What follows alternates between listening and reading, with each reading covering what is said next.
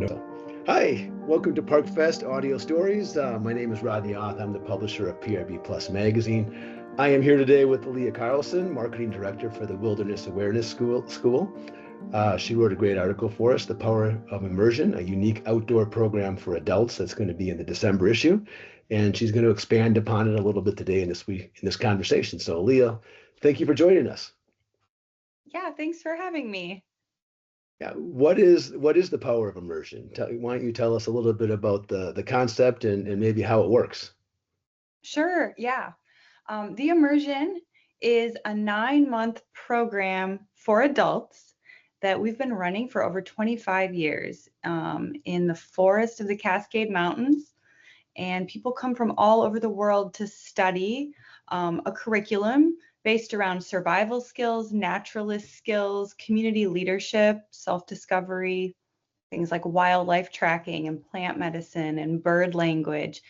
And through these 9 months of being intensely immersed in this sort of curriculum and in a supportive community where students are learning with each other, there's really some powerful transformation that happens for these adults.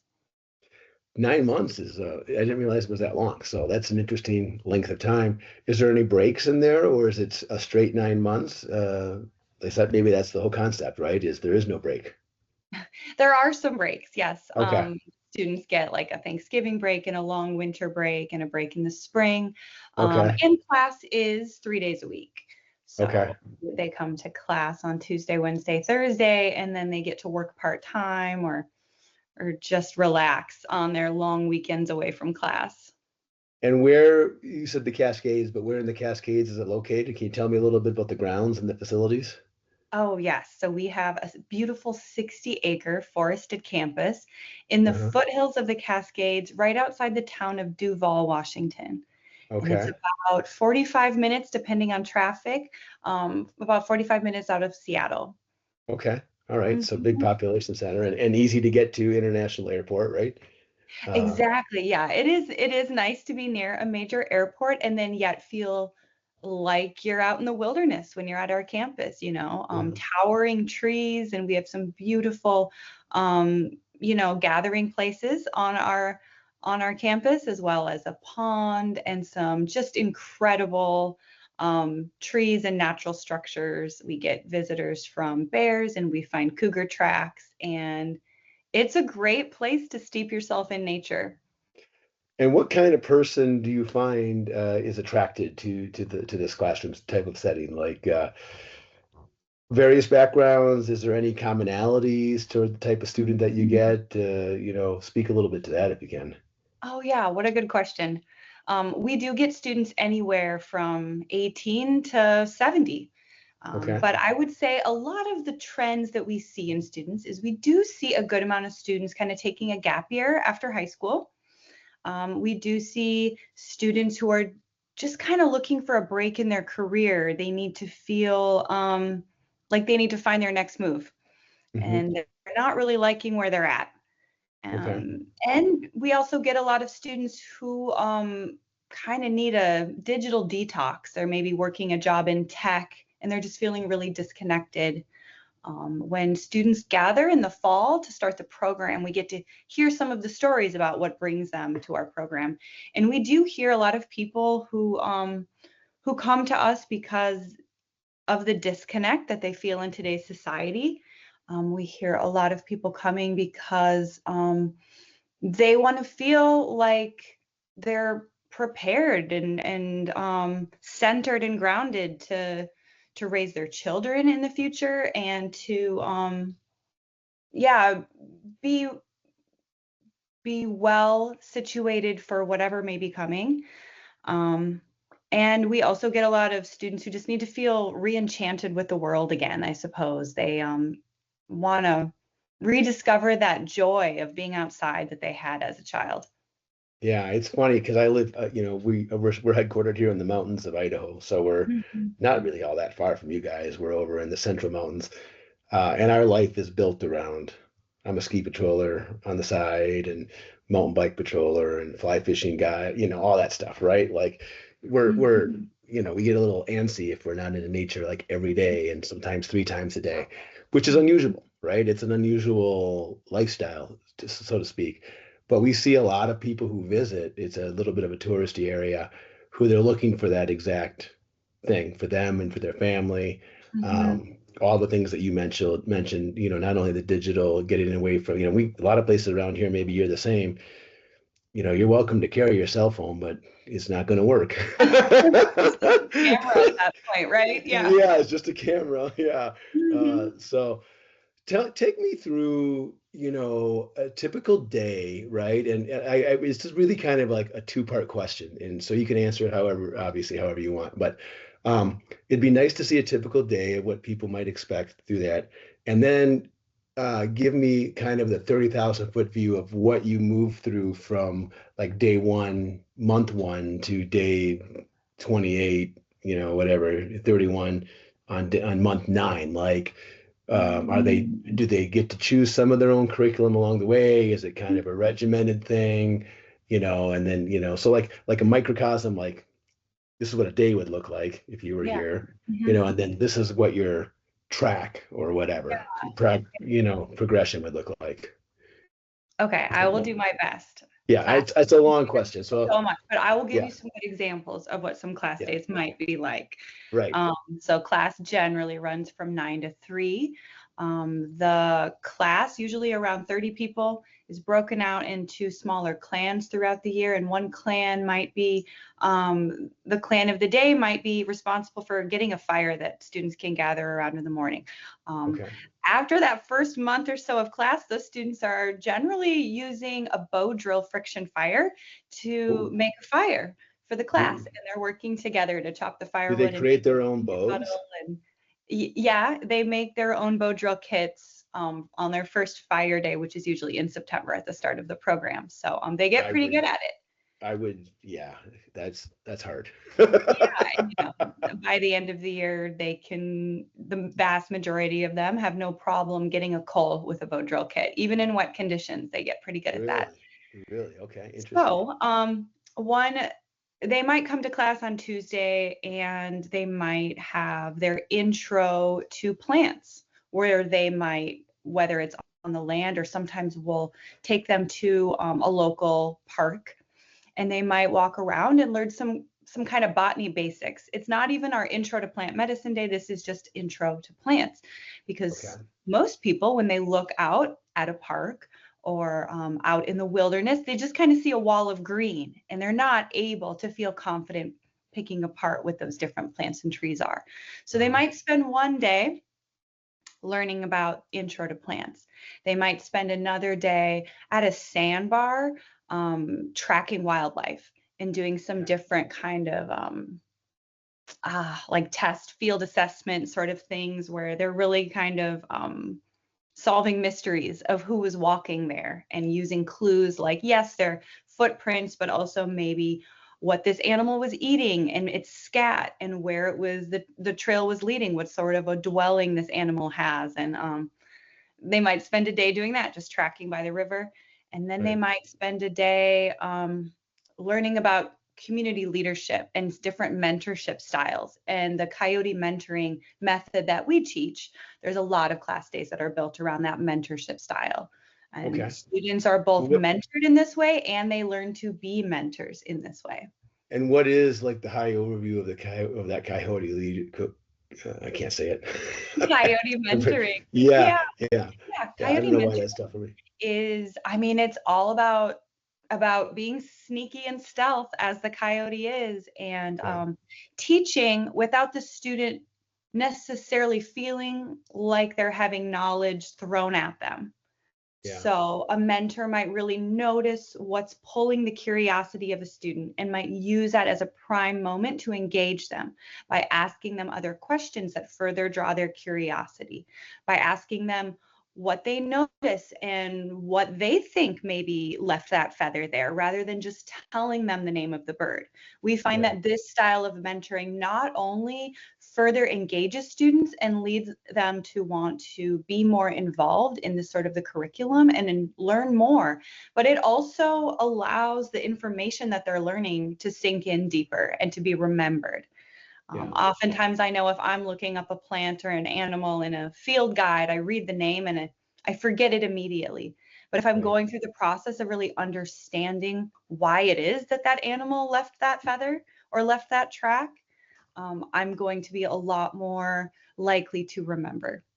Right. Right. Yeah. Mhm. Learning by doing maybe, and you have some visual images to associate with, you have some experiential stuff to experience, that gets associated with that particular learning module, let's call it. Mhm. It's a lot easier way for it to stick. It's more organic than memorization or whatever, right? Right. So Yes. And yeah. coyote mentors will also pay careful attention to the energy of the class. Hmm. Different times of day. They're not going to do really heady sort of learning pieces of the curriculum right after lunch necessarily. Right. That's maybe a good time for some movement or to do something a bit more introspective at that time. So Sure. it's really about the mentors and teachers um, knowing their students well and meeting Hmm. them where they're at to make sure that they're engaged in the learning process. So you've got people who are maybe burned out or lost a little bit or need a break, whatever, for whatever, all the Mhm. reasons that you mentioned earlier that show up. And maybe they don't even, like most of us, know what they're trying to get out of it. They're kind of coming into it with blind a little bit. Mhm. What are some of the outcomes that you see when people leave? Like, I Mhm. would suspect most people are uh, maybe slightly unaware of what they've accomplished in some respects because it's been a long process and relatively slow probably, and not necessarily dramatic things, right? I Mhm. mean, some of them are, like building a fire is obviously dramatic, but I mean, like, as a more personal level, like it's an interesting journey that they're Yeah. potentially on, right? Mhm. What do you see as, like, are there any standardizations of the outcomes, or is it just everything is so personalized and different from student to student? Yeah, I mean, we do see some common themes. We have a lot of Okay. students. Well, first of all, we have a great deal of students who might return to be an Mhm. apprentice in the program the next year. And Okay. the team of apprentices, which are graduates, often from the previous year, they really support the teaching team. Okay. Um, we also have a year two program where some students might return for a year two program where they're doing even more gritty survival skills and Okay. challenging themselves even more. So we have some students come back for a second year in some capacity. We see some students go and start their own nature school, both for children or for adults, or maybe they're just teaching one piece of the curriculum. Maybe they're teaching plant medicine, or they're teaching wildlife tracking. Um, Hmm. Sometimes people spin those into their next career. We have some wildlife biologists that are graduates of the program, and we do have herbalists, and we have a lot of coaches and mentors, people who really Hmm. step into that leadership role and that mentorship role deeply. Yeah. And I think, we do have some people as well who just go back to the job that they had before, but they're much better equipped to find balance for themselves, and they're much better resourced. Right. Um, And then one of my favorite things is watching graduates kind of put a spin on a career based on their experience in the program. So we had someone graduate who was, I believe, a, f- a family therapist, Oh, maybe okay. adult and family therapist. And after doing the program, he set up like a workshop cabin out in the woods in on the East Coast, and he started running wilderness therapy out there. Okay. And Interesting. we have Yeah. someone else who, went and got her real estate license, but instead of maybe being your run-of-the-mill realtor, she really worked with people who were buying properties to talk to them Hmm. about um, knowing more about their property, knowing more about Hmm. the trees growing there, what was native species, what was invasive species, and what animals were kind of coming through there. And so I love seeing when people take the career that they had before the program and kind of putting a new spin on that. That's really Right. infused with passion. Right. It's interesting because I'm a big believer in, like, if you're broken, if you're at that time in your life, or if you're just confused, or if you're just overwhelmed, whatever, like building something with your hands, right? Mm, mhm, Building something with your hands can magically over time solve all those problems, right? Yeah. Similar to what you're talking about. Hmm. Same thing, getting getting close to nature, getting grounded, just being out of your own head maybe for a little while, having different challenges than you're used to solve, right? That are unique and maybe interesting to you, versus Yeah. scary or mundane, right? Hmm. It's a powerful thing, Yeah. and it's probably, we see it more needed, now. I don't want to say more than now than ever because I didn't live, you know, right? Right. Yeah. I kind of get frustrated with those phrases, like, Uh-huh. somehow there was this magical time pre us that was like perfect because it never Yeah. existed, right? Yeah, I mean that's just, yeah. But the point is, like, we feel like, I feel like the forces that our kids and ourselves are dealing with in this, it's like that ancient Chinese curse, may you live in interesting times, right? Well, we're Mhm. living in interesting times, right? Mhm. There's Mhm. technologies confusing to us, Yeah. um, and it's causing ripple effect problems, and one way to process all that is, to get away from it, number Yeah. one, and Mhm. to get in touch with your roots, so to speak. Mhm. So, this is being published obviously in the audience for Park and Rec folks and for summer camp directors, right? Mhm. Um, and I think that Jeffrey was thinking that part of the message there would be like, these are programs that elements of which could be brought home to bear, Mhm. in more of, even if it was an urban setting where some of this was happening in a park, right? Like, as for lack of a better space. Yeah. Is there elements to that I've read the article, but I don't remember if there was any talking points about what a park and rec director or a camp director or whatever, could take away from this for their own programs. Yeah. I mean, it's a pretty big program. Yeah, It's hard to plug and play with a program like this. yeah, yeah, But I think that for someone who runs more of your run-of-the-mill summer camp with canoeing and archery and yeah, games and campfires, that's wonderful. And yeah. we all need more of that, both kids and adults.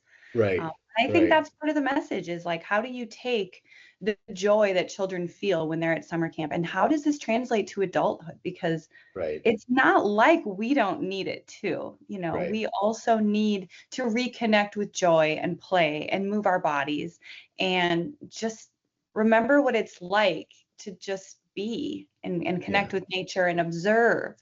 right, So I right. think that there is a message in that is like if you are running a summer camp and it's doing great, think about how you can engage those parents. Maybe there's a short program that you can run in the summer that engages the parents Yeah, because I bet they might be a little bit envious when their camper comes home dirty and smiling and had the best day right, ever when all they did was check their emails. right. Well, I tell you what, we have a saying here at our company, like, if you're having a bad day or you're struggling in your job, you're not playing enough, go play. Mm. Because Oh, it solves a lot of problems, right? that's a good message. And the older we are, the less we play sometimes. Hmm. I mean, no, you don't work for me unless you play a lot. So we might My have we might have the wrong balance, but that's okay. but you're Well, smiling, so that's good. oh yeah, it's fun. So what? Any other things that if you were me, right, knowing Mhm. your program the way you do, is there something I should have asked you that I didn't? Anything that we didn't cover that you thought, oh, I would have liked to discuss this? You know, this is your get out of jail free card because Rodney's not a good interviewer. I mean, you hit a lot of great angles. It's hard for people to do the immersion. There's a lot of logistics. It is expensive. It's hard to move out to Duval, Washington. Hmm. Um, but we have a What lot of ways what do to you think the average cost is, like, just in general? Is there such a thing as an average cost? It's probably, all over the board based on who it you is are, right? the tuition is about $15,000 Uh-huh. and we do offer scholarships. We have a couple of fellowship opportunities for BIPOC students. And we also have early bird discounts that run for people who enroll earlier in the season. So right now, if Hmm. enroll before December 31st, they can get $2,000 off tuition. Right. But then they also, if they're So, leaving a job or something, yeah, there's the opportunity cost there, yeah, absolutely. And right. housing in King County, the same county that Seattle is in, is not cheap, but we do luckily have a lot of on-campus housing now. Most of our students do decide to reside with us on our campus. Okay. Is And that a like a lot of them cabin work. thing or a yurt thing or what is that? Oh, the lease usually goes right along with the program. It's Okay. September through the end of May or early June, and Okay. that's usually how long the students will stay with us in some Okay. of our housing options. Hmm. Okay. And what kind of housing options do you offer? Like, what are the facilities like? Are they like dorms or are they like We do have standalone? we have one unit that's kind of like dorms. I mean, students get their own bedroom still, but it's one shared bathroom and kitchen. Yeah. And then we have one very large house with two Okay. full kitchens, one on each floor, and two big, beautiful bathrooms, one on each floor. And that Okay. house has different rooms on each floor that the students can reside in. And then we have one little cabin called Crow Cabin that's very cute and also houses a couple of students. Not Okay. to mention if people have like an RV or a camper van, we can usually take one or two of those students as well. Okay. Do people Mhm. come as families ever, or is it usually single students? Like, It's usually single students, yeah. but once in a while we do have a whole family relocate to Duval, or maybe they already live nearby and just one of the parents will take the program. And Oh, oftentimes, gotcha. we do also run youth programs, and so a lot of times their kids will also join us and be students with us for the year. Okay. Wonderful. Hmm. Well, I appreciate your time. Thank you very much. Yeah. Thanks We'll for having me.